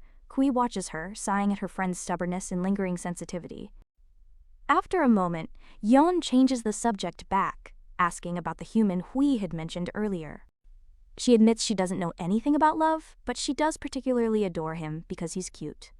Noticing her friend's stunned silence, Yeon quickly backtracks, asking if her confession was too random. But Hui's shock quickly melts into pure delight, her eyes sparkling as she whispers how cute Yeon is. She springs up, grabbing Yeon. With an excited squee, Hui shakes her friend, insisting that what she's feeling is definitely called love. Yeon is left utterly bewildered by her friend's sudden and passionate declaration, unable to process her excitement. Hui explained she was upset at the rumor, convinced it was false since Yeon despises humans, especially ghost hunters. She thought it was a lie to trouble her, but now she realizes it's true. Interrupting Yeon's protest, Hui dreamily explains it was the same for her, insisting that you start to love someone the moment you begin to think they're cute. And with a sparkling, joyful expression, she happily concludes that love is what makes them happy. She bursts out laughing, amazed they're having this conversation, which earns her an annoyed flick from Yeon. Hui explains that when you fall in love, that person becomes your first priority, and you find yourself constantly looking for them wherever you are. She adds that you miss them when they're not there, and eagerly await your next meeting. Hui is glad Yeon finally understands. Hui reflects on what a ticklish and exciting feeling it is, telling Yeon she had always wanted her to be happy. Yeon tries to protest, saying she doesn't think that's it, but Hui just pulls her into another enthusiastic hug. As Hui continues to chatter excitedly, Yeon realizes, with some surprise, that she never knew her friend enjoyed these conversations. She quietly wonders if this was the kind of thing Hui used to talk about with others when she wasn't around. Yeon understands now that Hui avoiding these topics was her way of showing consideration for her feelings, but she sees it as a completely useless concern on her part. With a warm smile, Yeon finally tells her friend that she is genuinely okay as long as Hui is happy. The sun begins to set, painting the sky in warm hues as their long overdue and heartfelt conversation finally comes to a peaceful close. As Yan prepares to leave, a teary-eyed Hui looks on. Yan glances back at her friend with a small, genuine smile. Yan leans in, her expression earnest as she begins to explain why she was waiting for him. Standing close under the lush green trees, with shimmering motes of light dancing around them, Yan gives him her honest answer. She was waiting because she missed him. A strange, ticklish feeling spreads through her as she clenches her fist, a sensation she has never felt before. She realizes this feeling is different from the one that reminds her of her debt. Kui's words echo in her mind. You start to love someone once you think they're cute. She questions the possibility of love between her and Dongyi, trying to rationalize her feelings as mere curiosity since she has never been close to a human before. Lost in her thoughts, she rustles around and remembers the small bouquet of white flowers she had picked up earlier. Turning back to him, she offers the flowers, explaining that she came to give this to him. He accepts the gift, their fingers brushing for a moment as he quietly thanks her for the thoughtful gesture. A soft, warm expression spreads across his face as he holds the flowers, looking at her with newfound affection. He then reminds her of the question she had asked him before, about what it is that he truly wants. He explains that ever since she asked, he's been reflecting on what he truly needs, what he likes, and what would genuinely make him happy to receive. With a genuine, happy smile, he tells her that this is enough for him. He's content with the flowers she brings him. He continues, adding that he's content with her visiting every day because he genuinely likes spending time with her. But inside, Yeon thinks to herself that this is hardly enough to repay the debt she owes him. That strange, ticklish feeling returns. She internally reminds herself that her repayment has not yet ended, but despite her duty, she couldn't sense a single hint of dishonesty in his heartfelt words. Her heart thumps loudly in her chest. His complete sincerity left her completely unable to say anything in response. The blue sky watches. A loud voice rings out. Nearby, an argument breaks out. A woman demands a man show his love with actions, not just empty words. The woman looks utterly exasperated, asking him if he truly doesn't understand what it is she wants from him. She gives up, telling him to figure it out on his own before storming off as he calls her name. The man sobs her name as she disappears into the crowd, his pleas completely ignored. Yeon watches the drama unfold. Yeon overhears the man sniffing that it's not like he didn't have anything prepared. This prompts her to reflect on the nature of love, something she finds difficult to imagine sharing with Dongyi. She imagines a ridiculous scenario where she dismisses love, instead telling Dongyi to just keep his liver healthy for her. She knows she has no intention of becoming human. The loud squealing and giggling of nearby women breaks her concentration. She recalls the belief that a gumiho in love desires to become human, which makes her question if her feelings are truly love. Looking at Dongyi's smiling face as he holds the flowers, she wonders what her feelings for him are if not love. She finds herself wishing she could ask Kui for guidance. She reasons that Kui knows better than anyone what it's like to love a human. Her thoughts are interrupted when a man asks what. The man from the earlier argument is being questioned by a friend, who asks in surprise if he's really going to propose to Akbun. The man nervously explains that he has saved up as much money as he had planned to for the proposal. He confesses that seeing his friend and his wife so happy made him want to get married and live happily with Akbun. He adds that Akbun will surely kill him if he drags it on any longer, imagining her demonic fury. He is clearly terrified of her temper. Speaking of proposals, he asks his friend for advice, wanting to know the place where he proposed to his own wife. His friend describes a romantic spot, a huge slab of rock deep in the mountain behind their village, where the soft moonlight at night creates a wonderful ambiance. The man is completely sold on the idea, nodding excitedly. He's sure Akbun will love it and decides to propose tomorrow night. He thanks his friend profusely, bowing and saying he owes him a lot before rushing off to prepare for the big day. The friend, Dunam, chuckles to himself, feeling proud that his happy marriage inspired his friend. He decides he must tell Hiwo, knowing she'll love the news. He arrives home, calling out to Hui, who is sitting on the porch, seemingly lost in thought after her conversation with Yan. Hui turns with a gentle smile, acknowledging her husband's return, her mood much calmer than before. He rushes over excitedly, laughing as he asks if she knows what just happened, eager to share the good news. He starts to explain that his friend wants to get married because of them, But Hui suddenly slumps over and flops to the ground. He panics, completely shocked. He cries out her name in alarm, rushing to her side as she lies unconscious on the floor. After carrying her to bed, he watches over her with deep concern, asking if she's all right. She opens her eyes and smiles reassuringly, telling him she's fine and was just a little dizzy. Her attempt to deflect doesn't work, as he gently asks if something happened to upset her. He explains his concern, pointing out that her eyes were swollen from crying yesterday and now she's suddenly passed out, leaving him very worried about her well-being. She assures him nothing happened and tells him not to worry, gently stroking his face to soothe his fears. He presses her hand to his cheek, asking how he couldn't worry when she is clearly ill. As he sits by her bedside, he wonders if she's been under a lot of stress lately. A sudden, wild thought strikes him, his face flushing beet red as he stammers out the question, could she possibly be pregnant, the product of their love? As the sun sets over the distant mountains, Yan walks alone along a quiet forest path, the tranquility of the woods contrasting with the turmoil she feels inside. Suddenly, a figure pops out from behind a tree, startling her. It's Hui, dressed in men's clothing, demanding to know where Yan has been. Yan explains she was just down at the village. Hui then asks why she's disguised as a man again, letting out a knowing laugh. Hui strikes a dramatic pose, proudly showing off her new clothes and declaring herself Joseon's greatest fashion icon. Yan is left completely unimpressed by the flashy display.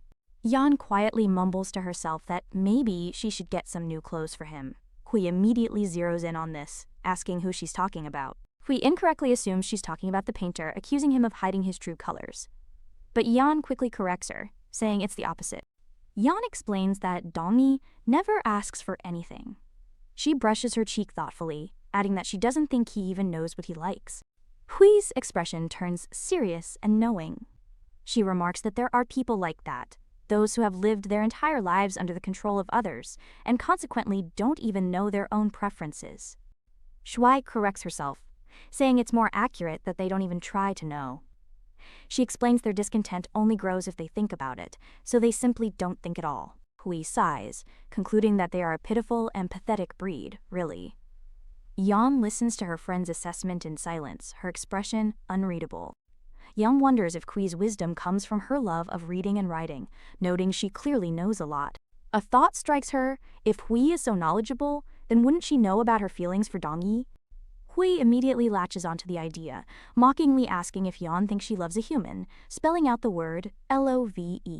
Yan flares up in anger. She quickly reins in her temper, deciding not to act rashly and that it's better to investigate on her own. Hui's next suggestion surprises her.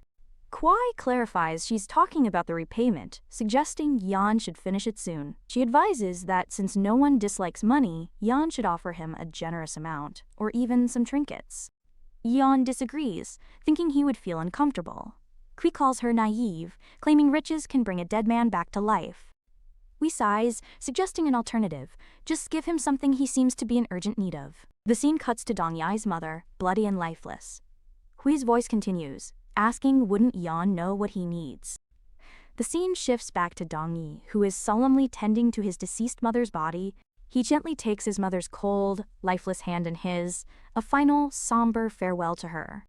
An older man, a village elder perhaps, enters the room and speaks his name with grave authority. The man's words are heavy and direct, telling Dongyi that he should prepare himself for the worst. Dongyi sinks to the floor in despair. The man clears his throat awkwardly, admitting he shouldn't be saying this now. He offers a platitude, saying that disaster often rolls over and becomes a blessing in the end. He continues, acknowledging that while it may feel like the world is ending, Dongyi should think about all the things he hasn't been able to do, admitting he felt bad for his struggles. He pats Dongyi's shoulder, telling him to live for himself and think about his future, but Dongyi grabs his hand. Dongyi says he chose the worst time to say that. The man stammers he felt sorry, but Dongyi shoves him away.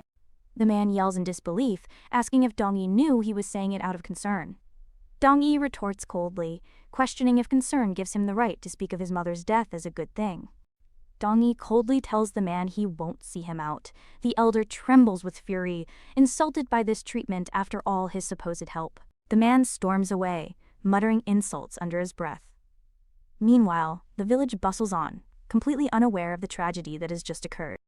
Dongyi is left completely alone with his profound grief, sitting hunched over outside his quiet home. The immense weight of his loss presses down on him, his sorrowful expression revealing the depth of his pain. He remembers the doctor's grim prognosis about his mother's time, the elder's hollow words about disaster becoming a blessing now echo in his mind. He clenches his fists in pure rage, unable to comprehend how someone could say something so insensitive. He reflects that people are always like this. Once they offer a little help, they feel entitled. He feels their small acts of charity give them the right to cross any personal boundary. He knows if he shows any annoyance at their intrusion, they will simply label him as ungrateful. He doesn't know what they'll say now, and he's just sick and tired of it all. He's tired of people pretending to be good just by handing him a few things after hearing about his situation. He despises how they think this gives them the right to treat him however they want, always saying it's for his own good. He hates that people don't see him, only an unfortunate kid. A familiar voice calls his name, breaking through his despair. He flinches, startled to see Yanon. She asks what he was thinking about so intently, explaining she called his name several times. Dongyi jumps up in surprise, apologizing profusely. Yeon reaches out and brushes his forehead to check his temperature. After a moment, she pulls her hand back, confirming that he doesn't seem to have a fever. She reaches out to him with a concerned expression, asking if he's sick. Her direct question causes him to flush deeply. He stammers that he's fine, but his fidgeting hands and averted gaze tell a different story. Yan looks unconvinced. She concludes that if he's not sick, then something must be on his mind. The observation makes him flinch. Yan notices the putrid stench from inside the room has grown stronger, confirming her suspicion that the person inside is near death. She correctly guesses this is what's troubling Dong-yi so deeply. She gently offers her help, telling him he can talk to her if he wants, as she might be of assistance. He dismisses her offer, claiming it's no big deal, and that he's just embarrassed to admit it's nothing important. Yeon wonders why he's trying so hard to hide it, questioning if there's a special reason. She knows that the more she pries, the more he will evade her questions.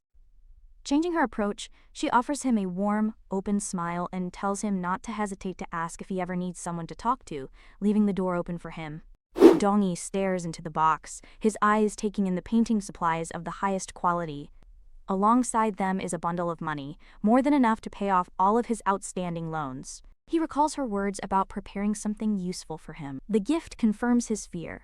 She knew about his difficult living situation all along, though he supposes it was hard not to know. He knows that even the young children in the village are aware of his struggles, but still, he desperately didn't want her, of all people, to find out about his circumstances. Yan notices his silence, thinking this wasn't the reaction she hoped for. She tells him not to feel pressured, hoping the gift finally repays her debt. Dong-yi holds the box, his expression unreadable as he internally questions what he was even expecting from her. He looks away from her, his face flushing with a mix of shame and anger as he tells her he can't accept this. Overwhelmed with humiliation and wanting to disappear, he suddenly thrusts the box back into her hands, catching her completely by surprise. He turns and runs inside. Yeon calls his name as he leans against the door, panting heavily, his animal-like ears briefly visible in his distress. He berates himself, wondering if he's out of his mind. He can't believe he acted that way towards a noble, questioning why he'd do something so foolish when her money could solve all his problems. He tells himself this isn't the first time he's been shown pity, and that nothing has really changed. He tries to convince himself that all he has to do is simply close his eyes and take it. But tears stream down his face, a testament to the profound pain and humiliation he feels in this moment, a sorrow that his pride simply cannot swallow, no matter how hard he tries to force it down. He grips the door, his knuckles white, realizing he can't accept this kind of pity, not from her.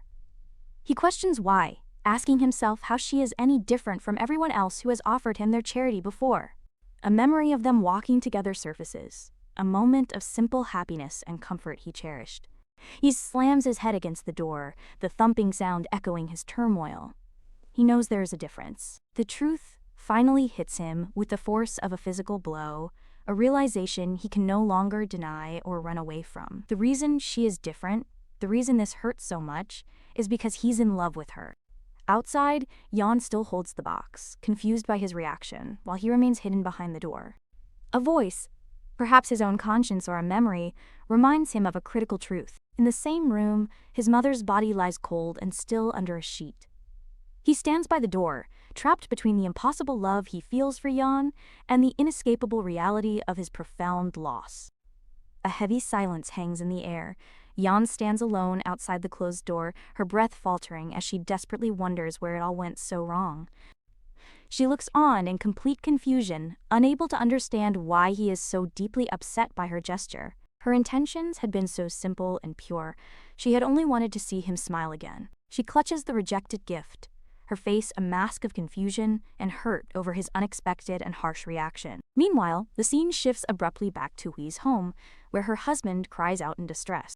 He pleads with her to lie down, insisting she doesn't look well, but she resists, claiming she's better now. Frustrated, he declares he won't have it, forbidding her from setting foot outside the room for the rest of the day.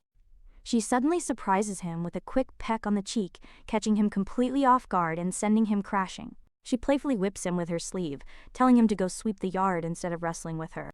He sighs in defeat, resigned to his fate of sweeping the yard under the bright blue sky. While sweeping, Dunam notes that Hui seems to have regained her strength. Still, he believes a proper medical examination would be better for her. He's bothered she's hiding something. But her health comes first, so he resolves to make her some herbal tonics. A woman approaches, and he's surprised, saying he almost didn't recognize her. She scoffs, accusing him of feigning ignorance. Okbun reveals she heard he was the one who recommended the proposal spot to Guidong, catching him completely off guard. She sighs, figuring Guidong prepared everything because he told him to. She then thanks him for giving her suitor a push. Dunam quickly denies it, insisting he didn't do anything and that it was all Guidong's decision to propose. Okbun is surprised by this. A soft blush spreads across her face as she realizes he decided to propose himself. Flustered and happy, she suddenly announces that she should get going, twitching nervously. Dunam asks if she's going there early. She explains she has nothing else to do, so she'll go breathe some fresh mountain air. With a mischievous laugh, she adds that it's also a perfect opportunity to prank Weidong while he waits for her. She turns back with a bright smile, thanking Dunam again. She promises that she and Guidong will visit him tomorrow. As Okbun waves and departs, Dunam smiles, remembering that the proposal spot was also where he and Hui first met. The place is very meaningful to him, and he sincerely hopes it becomes just as special for the new couple. In a secluded clearing deep within the woods, a mysterious woman sits alone amidst ancient, cracked stones, completely focused on her writing as she waits for someone to arrive. She muses that it should be time for Yan to return. She notes her friend is staying out later than usual, wondering if she has finally discovered the pleasure of mingling with humans. She thinks that late bloomers have it worse and decides to ask what they did, but a sudden booming sound startles her. The booming continues, shaking her. An enraged, nine-tailed gumiho descends from the sky, her voice ringing with fury as she confronts the woman. The woman grabs the gumiho, shouting at her for trying to give money to a man who doesn't like it. She screams that Dongi doesn't like money. The gumiho retorts that such a person can't possibly exist. The gumiho slaps her hard. The gumiho angrily accuses Yan of failing to put up the barriers, but Yan retorts that they must have come loose because of her. While they argue, a woman named Okban is running through the woods, panting for breath before she suddenly stumbles on an overgrown root. She staggers forward, unable to regain her balance, and flops directly onto the ground, catching the attention of the two supernatural beings. The gumiho insists they must do something about the intruder, who is now fumbling with her belongings, absolutely paralyzed with fear as she trembles on the forest floor. Stuttering in terror, Okban finally manages to call them monsters, which causes Yan to close her eyes in weary resignation. Deciding to lean into the accusation, Yan steps forward as her 9 brilliant whitetails materialize behind her, confirming the woman's worst fears and leaving her utterly speechless. Completely terrified by the stunning display of power, Okban trembles and begins to beg for her life, pleading to be spared. But instead of a monstrous threat, she hears a gentle voice asking if she is all right, causing her to look up in pure confusion as tears stream down her face.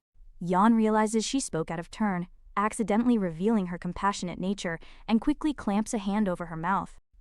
Misinterpreting the gesture, Okbun frantically bows to the ground, desperately insisting that she did not see or hear a single thing.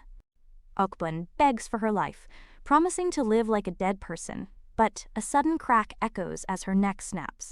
Yan trembles from the act as a strange sound echoes from afar, drawing attention to the distant, quiet village. The crunching sound seems to have come from the village, a peaceful-looking settlement nestled between rolling green hills under a hazy sky. Meanwhile, Dong-yi sits alone in his room, staring blankly at the wall while brooding over his recent encounter with Yeon. He's sure he'll never see her again after his disrespect. The painful thought makes the scar over his eye throb. He remembers her as a precious, beautiful lady, admitting he never imagined he would fall for her so incredibly hard. Squeezing the blanket tightly in his hands, he resolves that he absolutely cannot let his feelings for her continue to grow. The reason is simple yet painful. His thoughts drift back to her in the forest, because they can never be together. Dong-yi's voiceover concludes that they can never be together, a sentiment reflected in Yeon's sorrowful expression as she stands among the trees. The gumiho approaches from behind, brushing Yeon's shoulder. She questions the killing, thinking Yeon only targeted humans who attacked first. The gumiho smirks, questioning why Yeon, who usually just gives warnings, would twist a girl's neck the moment she was recognized. Yeon claims she only killed the woman to prevent rumors, but the gumiho scoffs, certain she was worried about someone specific. She suggests someone would be in a tough spot if rumors spread. With perfect timing, she decides they should get rid of the body. The gumiho casually mentions she's done this a few times before, rustling the nearby bushes to attract some hungry creatures. With a sinister grin, she reveals that feeding the bodies to the wolves works quite well, as a hungry pack emerges from the shadows with glowing eyes. The next morning, the sound of chirping birds fills the air, signaling a deceptively peaceful start to the new day. The village is already bustling with activity as people chatter while carrying goods and going about their daily morning routines. Walking through the crowd, Dong-yi thinks about the miss, assuming that she is probably very angry with him after their last encounter. He scolds himself, calling himself a fool for throwing a fit because he couldn't control his emotions, imagining how flustered she must have been. He questions if he'll ever learn his lesson, remembering her kind gesture with the gift. He concludes nothing good comes from expressing his feelings. He questions why he keeps repeating this painful mistake, knowing that expressing his feelings for her will only lead to trouble. Dong-yi berates himself for daring to have forbidden feelings for her, calling his own arrogance absolutely astounding for even considering it. An old man complains to his friend about Dong-yi, explaining he gave the boy advice out of concern but was met with defiance. The friend finds this surprising, as Dong-yi doesn't seem like that type, and asks what was said to provoke such a reaction. The man fumes that an elder's advice should be met with thanks, questioning how Dong-yi dared to look at him like that. Dong-yi's anger flares as he remembers the true reason for his reaction. The elder had spoken of his mother's tragic death as if it were merely a convenient opportunity. The elder continues his rant, accusing Dong-yi of disrespecting his mother and becoming more arrogant since hanging out with that lady. The elder concludes Dong-yi's arrogance comes from the noble lady's gifts, deciding she is also part of the problem. The man's gossip echoes in Dong-yi's mind, making him wonder why a noble lady would seek the company of a common man. A villager defends them, but the elder scoffs, insisting anyone in the village can see that they are obviously in love. The elder huffs, deciding he should tell the noble lady's parents to keep a better hold on their daughter.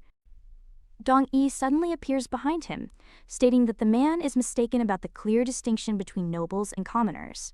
He tells himself to restrain his anger, internally agreeing with the elder's point about the distinction between classes, which means they could never be romantically involved.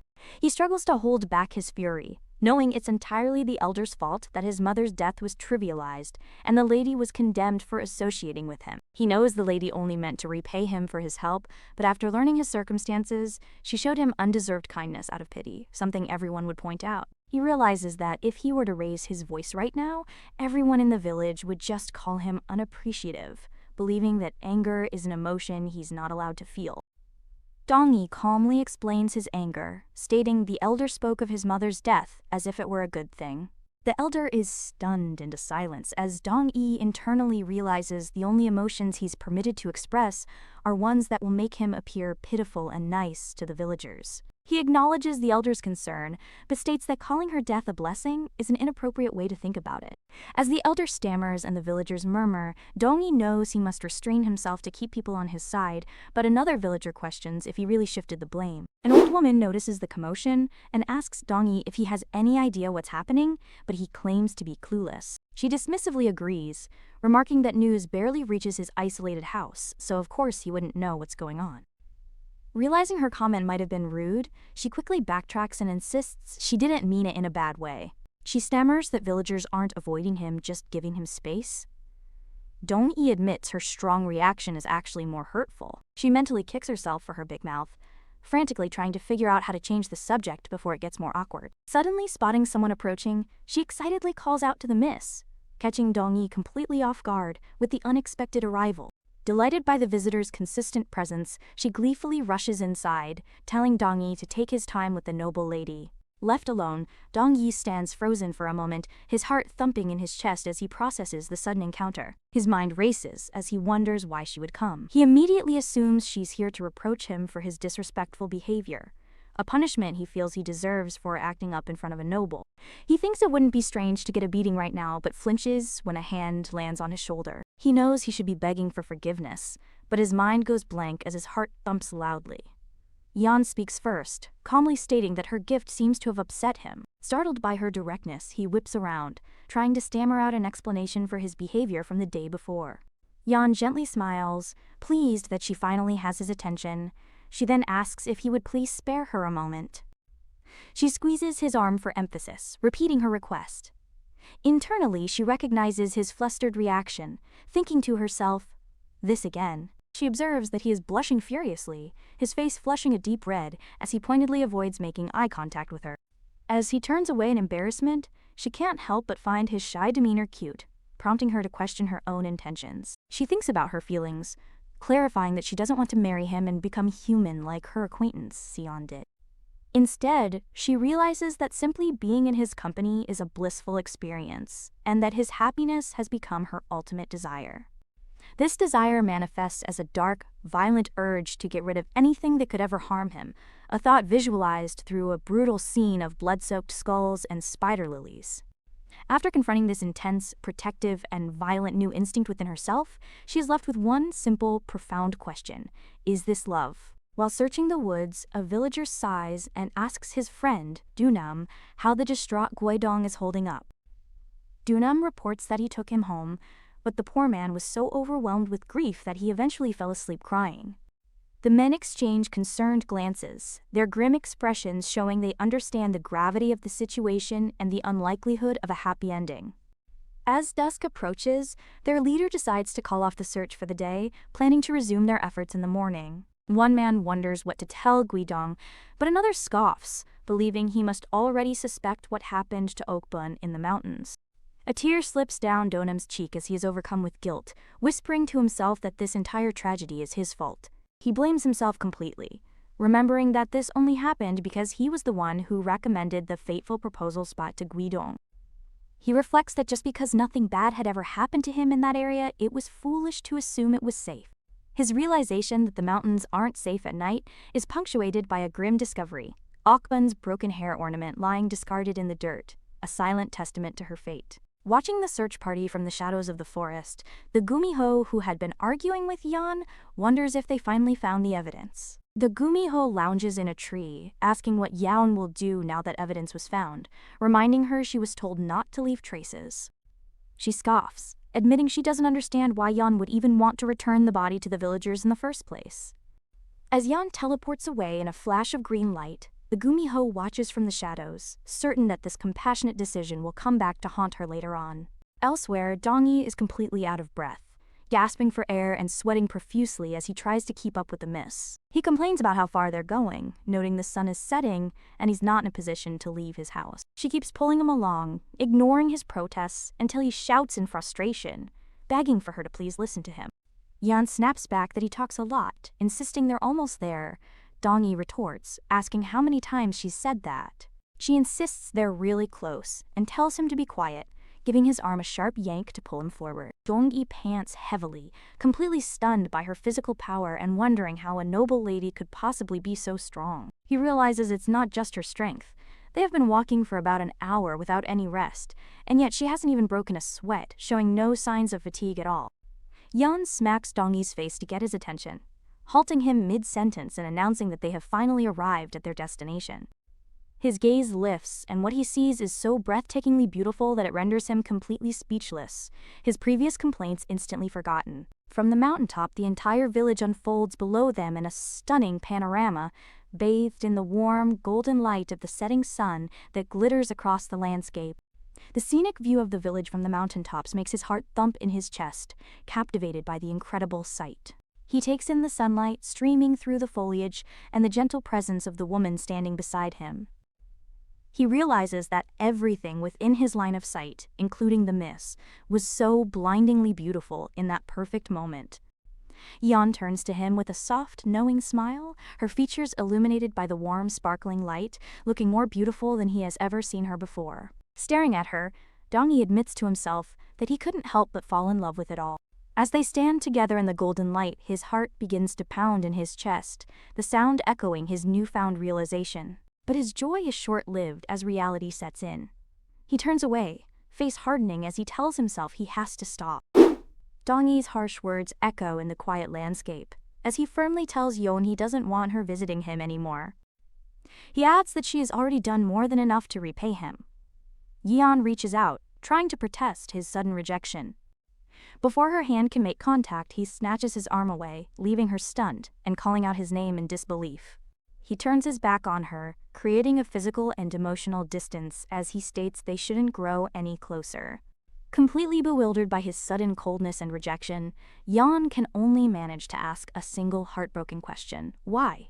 He explains that there are rumors going around about their relationship and insists they shouldn't give rise to such falsehoods. Yeon questions if he's truly ending things because of a simple rumor, but Dong-hee furiously insists it's not that simple. He turns to her with a pained expression, reminding her that she is well aware of how fatal such rumors are to a lady of her high standing. Dong-hee states he knows she's helping him out of pity, but her sympathy is a disservice, so it is time for it to stop. Yeon's expression hardens as she squeezes her robe tightly, telling him he has misunderstood something very important. She's never pitied him. She explains that at first she only wanted to repay him for his help, but as time passed, his company grew more enjoyable. Recalling the moments they shared, she struggles to find the words to confess how her feelings for him have deepened. She reminds him of the time he told her he'd been waiting for her, a memory that catches him completely off guard. Standing together in the dappled sunlight, she finally confesses that based on his actions, she truly thought they felt the same way about each other. His heart pounds in his chest as the truth sinks in. He realizes he never even dared to imagine she felt the same. The sheer joy of her confession completely paralyzes him, bringing a single, happy tear to his eye as he processes her words. But his joy quickly turns to ash as he covers his face, his hands shaking from an unbearable sense of wretchedness. He knows that simply confirming their mutual feelings for one another does nothing to change the fundamental problem standing between them. He dismisses their love as unimportant, believing that as a noble lady, she deserves to live in a nice house. In his mind, she should be surrounded by beautiful things, clothed in fine garments, and eating good food as is expected of a lady, a life he knows he can never provide. He imagines the happy life they could have together, but the thought is immediately crushed by the fear that her life, the one she rightfully deserves, will be ruined because of him. He's terrified by the possibility that she'll be ostracized just for being involved with a commoner like him, a fate he resolves can never be allowed to happen. Turning away from her, he tells Yeon that he is not someone she should be with. Overwhelmed by the pain of his own decision, he covers his face as tears stream down his cheeks, unable to contain the heartbreak of pushing away the woman he loves. Seeing his tears, Yeon reaches out to him, her voice filled with confusion as she asks why. His hand trembles in hers as he finally stammers out the reason. It's because she's a noble. He pushes her away slightly, insisting she must know that humans are divided by rank, unlike a commoner like him. Yeon cuts him off, stepping closer. She points out that he keeps talking about social status, but never denies feeling the same way. Her direct question leaves him speechless and flustered, a fresh tear trickling down his face as he weakly claims he doesn't understand what she's talking about, unable to meet her gaze. Pushing her hand away, he insists she must be mistaken, claiming there's no way she could love someone like him. Yeon stands before him, her expression unreadable but firm, her silence a stark contrast to his emotional turmoil as she prepares to counter his rejection. A small smile plays on her lips as she decides she has no choice since he keeps denying her feelings for him. With a sudden swish, she spins around, pulling him off balance and causing him to tumble forward in complete surprise.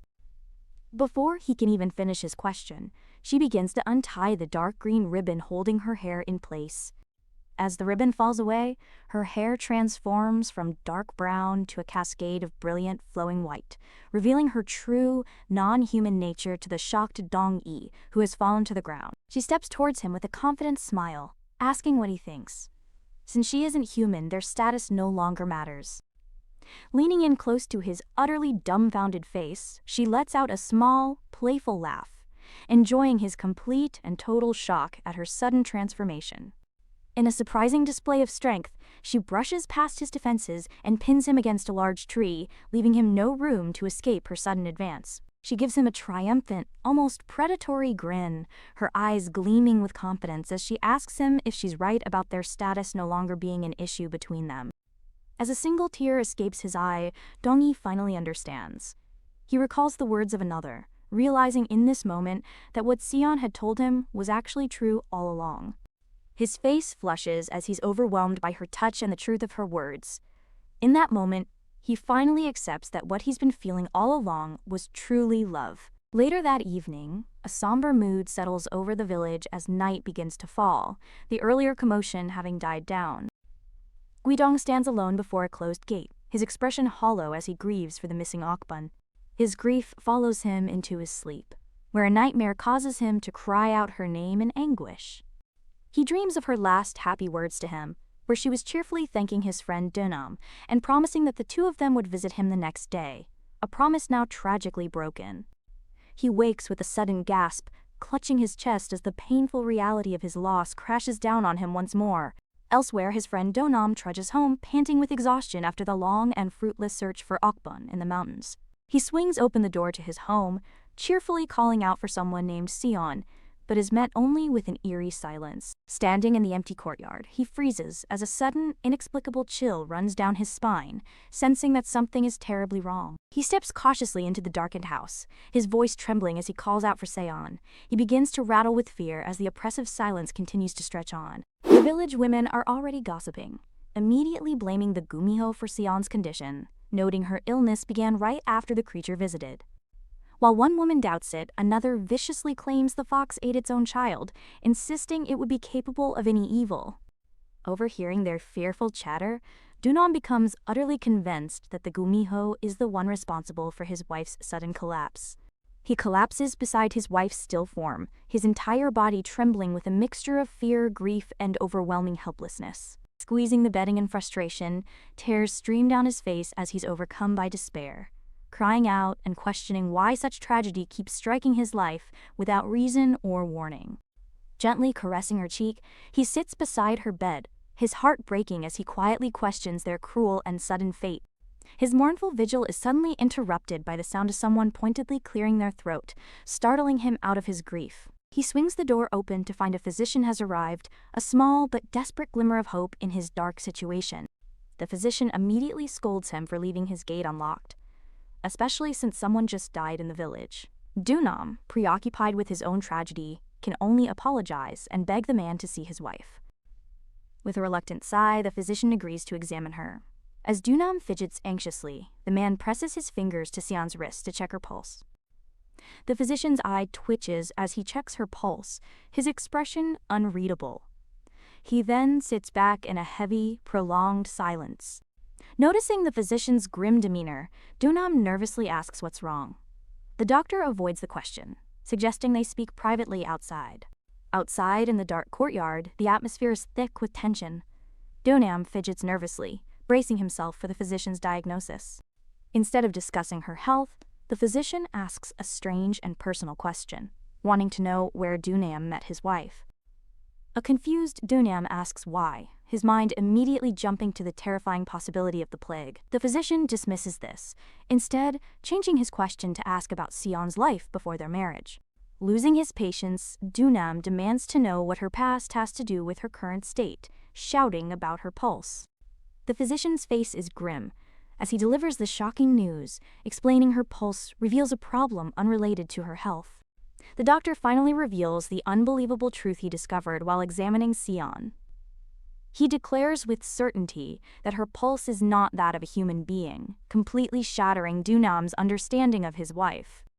The revelation triggers a memory for Dongyi. He recalls Yeon's confession and her pointed question about her non-human nature being a problem. He remembers his initial, panicked reaction, shouting that of course it was a problem before clamping a hand over his mouth in shock. Yeon recalls their mutual confession. Since his worries about their status were gone, she had honestly thought he would finally be happy. She worries he might reject her again, remembering his initial panicked declaration that he could never love a non-human.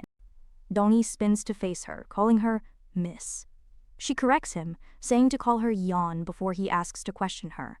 His heart thumps loudly as he finally whispers the question burning in his mind, asking her what exactly she is. Yeon lets out a small, amused scoff. Instead of giving him a direct answer, she just playfully replies, "Who knows?" I hope you enjoyed today's story as much as I did. I would appreciate every like and comment, and I look forward to seeing you in the next video. If you still have the day ahead of you, I wish you a wonderful rest of the day, and if you are tucked up in bed and going to sleep, I wish you sweet dreams. Bye-bye.